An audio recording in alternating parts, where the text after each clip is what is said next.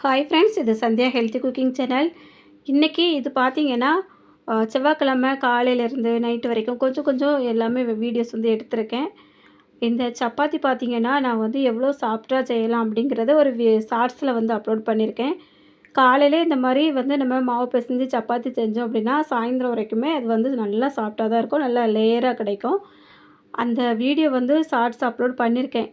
எவ்வளோ தான் நம்ம வந்து ஒரு கஷ்டப்பட்டு ஒரு யூஸ்ஃபுல்லான வீடியோ வந்து எடுத்து அப்லோட் பண்ணாலும் அந்த வீடியோ வந்து வியூஸ் போகல. அதை நினைக்கச்சல தான் ரொம்ப கஷ்டமாக இருக்குது. என்றைக்காவது ஒரு நாள் வியூஸ் போகும் அப்படின்ட்டு கொஞ்சம் நம்பிக்கை இருந்தாலும் நம்ம வந்து அப்லோட் பண்ணணுமா அன்றைக்கே கொஞ்சம் வியூஸ் போச்சு அப்படின்னாக்கி நம்ம கொஞ்சம் மனசுக்கு திருப்தியாக இருக்கும். அடுத்த டைம் வந்து நம்ம இன்னொரு வீடியோ வந்து யூஸ்ஃபுல்லாக கொடுக்கலாம் அப்படின்ட்டு ஒரு ஆர்வமாக வரும். நீங்கள் வீடியோ பார்க்கல அப்படின்னா அந்த லிங்க் இல்லை, ஷார்ட்ஸில் போய் பார்த்தீங்கனாலே தெரியும். இந்த வீடியோக்கு கீழே தான் இருக்கும், போய் பாருங்கள். இப்போ வந்து நான் காலையிலே இந்த சப்பாத்தி வந்து கடலைக்கறி வச்சு சாப்பிட்டாச்சு. பிள்ளைங்களுக்கு இன்றைக்கி காலையில் வந்து சாப்பாடு பண்ணையில் உடம்பு ரொம்ப சோர்வாக இருந்து, ஏன்னா நேற்று நைட்லேருந்தே காய்ச்சல். டேப்லெட் வாங்கி போட்டுட்டு நான் வந்து நேற்று நைட்டும் படுத்திருந்தேன்.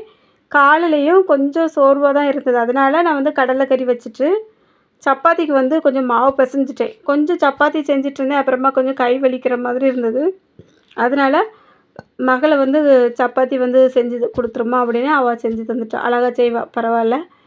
அதுக்கப்புறமா நான் உங்களுக்கு எல்லாருக்குமே இன்றைக்கி சப்பாத்தி தான் கொடுத்து விட்டுட்டேன்.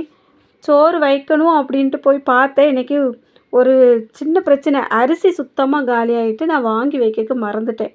இப்போ எல்லாருக்கும் மாத கடைசியில் வந்து வீட்டில் வந்து பட்ஜெட் தட்டுப்பாடாகும். எங்கள் வீட்டில் வந்து இந்த 10லேருந்து 15ஆம் கண்டிப்பாக தட்டுப்பாடாகும். அதுலேயும் இப்போ 4 நாளாக நான் சுத்தமாக வேலையே செய்யலை. அதனால காசும் என் கையில் வரையலை. சண்டே அன்னைக்கு மகள் வந்து ஹாஸ்டல் போக வேண்டியது இருந்தது. அதனால் அவளுக்கு கையில் இருக்கக்கூடிய அந்த காசு எல்லாமே வச்சு பொருட்கள் வாங்குறது, செலவுக்கு கொடுத்துடுது, அந்த மாதிரி எப்படி பார்த்தாலும் ஒரு 1000 ரூபாய் அன்னைக்கு வெளியில் போயிடும். அந்த மாதிரி போயிட்டு இப்போது நான் வந்து இன்றைக்கி சாப்பாடுக்கு அரிசி இல்லை, மறந்துட்டேன்னு சொன்னேன் இல்லையா. எப்போவுமே பை அரிசி வாங்குவேன் 25 கிலோ. அது வந்து கம்ப்ளீட்டாக முடிஞ்சிட்டு வாங்கி வைக்கிறதுக்கும் மறந்துட்டேன். அப்புறம் காலையில் வாங்கலாமா அப்படின்னு பார்த்தா இன்றைக்கி வந்து எங்கள் வீட்டில் கொஞ்சம் பட்ஜெட் தட்டுப்பாடு.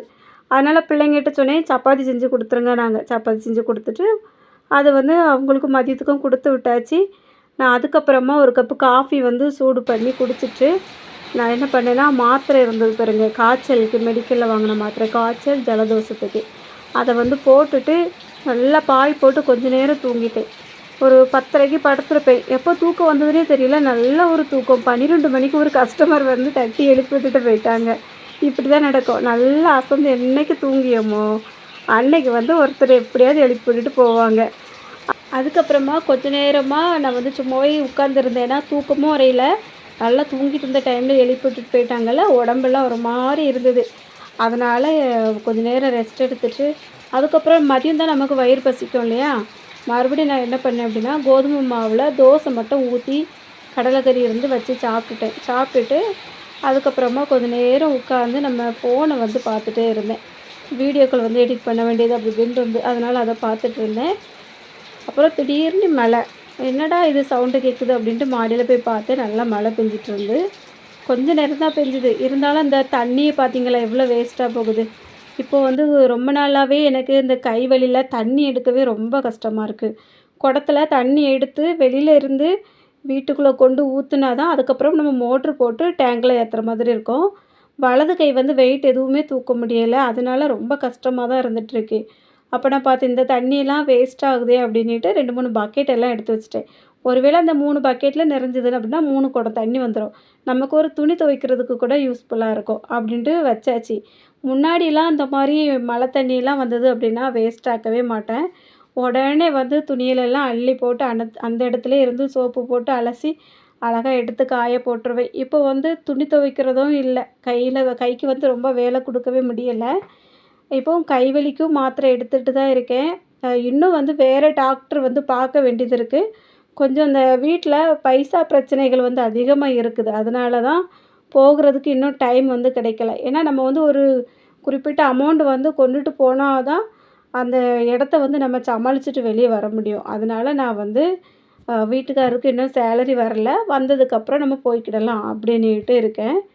ஆனால் வலி வந்து எப்படின்னா, எனக்கு கொஞ்ச நேரம் உட்காந்து நம்ம வந்து வேலைகள் பார்த்தோம் அப்படின்னா தெரியலை. தொடர்ச்சியாக தையல் மிஷினில் போய் உட்காந்து கத்திரியெல்லாம் பிடிச்சி வேலை செய்ய ஆரம்பிச்சிட்டோம் அப்படின்னா உடனே வலி வருது. இப்போ ஒரு 4 நாளா நான் வந்து சுத்தமா துணி எதுவுமே தைக்கல. அதனால வந்து கொஞ்சம் கை வலி கம்மியா தான் இருக்குது. அது இல்லாம தண்ணி எடுக்கிறதுமே இப்போ ரொம்ப வந்து கம்மி பண்ணிட்டேன். இல்ல அப்படின்னா இடது கையிலே வச்சு தான் அந்த குடத்தெல்லாம் தூக்கி இடுப்புல வைக்கிற மாரி, அந்த மாரி கொஞ்சம் நானே வந்து எனக்காக கொஞ்சம் என்னோட வேலைகள அப்படியே மாத்தி மாத்தி செய்ய ஆரம்பிச்சுட்டுருக்கேன். இந்த மாரி எப்பவுமே ஒரு சூழ்நிலையில இருக்கிறவங்களுக்கு எவ்வளோ ஒரு கஷ்டமா இருக்கும் அப்படின்னு தான் நான் யோசிப்பேன். நம்ம வந்து ஒரு குறிப்பிட்ட நாட்கள்ல இந்த மாரி கை வலிகள் வரும்போது நம்மளால சமாளிக்கவே முடியல.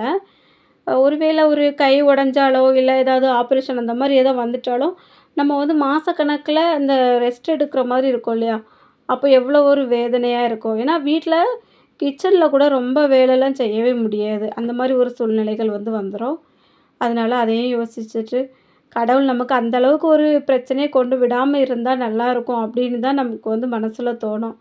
இப்பல்லாம் பார்த்தீங்கன்னா, வாழ்க்கைய பத்தி நெறைய பயம் வந்து வந்துட்டே தான் இருக்கு. இந்த மாரி இப்போ நோய்கள் வந்து அதிகமா வர வர, நம்ம லைஃப் இன்னும் போக போக எப்படி போகுமோ? அப்படிங்கிற மாரி ஒரு சின்ன பயமும் இருக்க தான் செய்யுது.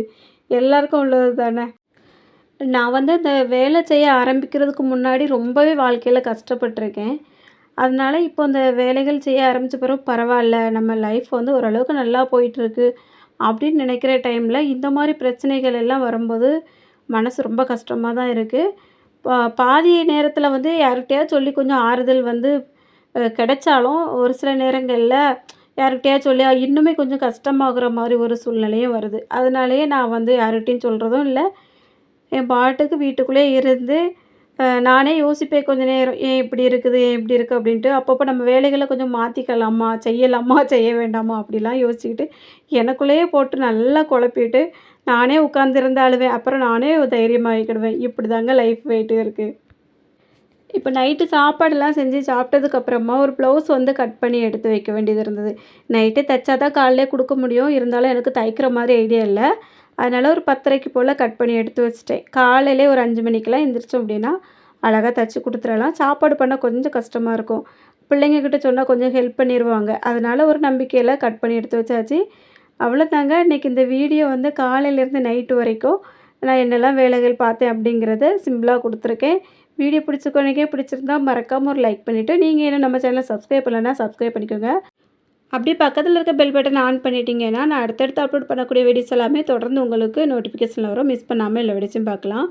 இதுவரைக்கும் இந்த வீடியோ பொறுமையா பார்த்த எல்லாருக்கும் ரொம்ப ரொம்ப நன்றி. வணக்கம்.